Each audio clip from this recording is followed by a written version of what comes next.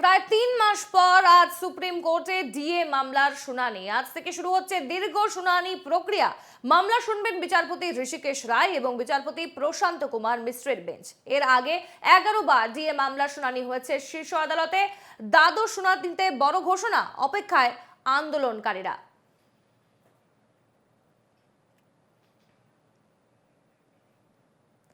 আজ থেকে শুরু হচ্ছে দীর্ঘ শুনানি প্রক্রিয়া। প্রায় 3 মাস পর আজ সুপ্রিম কোর্টে ডিএ মামলার শুনানি। মামলা শুনবেন বিচারপতি ঋষিকেশ রায় এবং বিচারপতি প্রশান্ত কুমার মিশ্রের বেঞ্চ।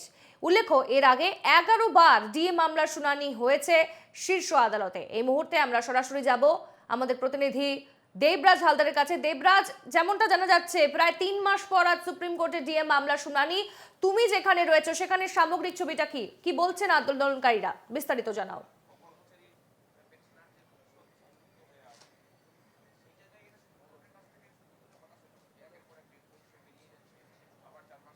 দেখো, শুরুতেই বলা ভালো বিচারের বাণী নিবৃতে কাঁদে।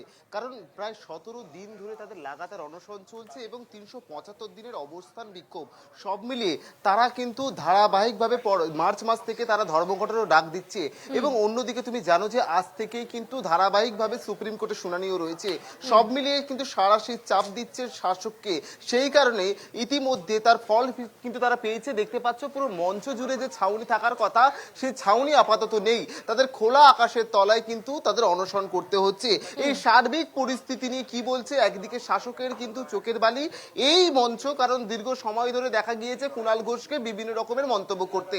সেই জায়গা থেকে শাসকের তো এক প্রকার চিন্তার মাথা ব্যথার কারণ আপনাদের কথা অনুযায়ী। অন্যদিকে আপনারা তো বিচারও পেতে চলেছেন। আজ থেকে আপনাদের ধারাবাহিকভাবে আপনাদের শুনানি চলবে। কি বলবেন? আশার আলো দেখছেন? দেখুন, আশার আলো তো অবশ্যই রয়েছে। সবাই কোর্টের উপর আশার আলোটা কোর্টের উপরই থাকে আমাদের। আমরা আশাবাদী যে সুপ্রিম কোর্টে বিগতভাবে যেভাবে রাজ্য সরকার চড় খেয়েছে প্রত্যেকটা বেঞ্চে, সুপ্রিম কোর্টেও সেই চড়টা রাজ্য সরকার খাবে, এই আশা নিয়ে রয়েছি।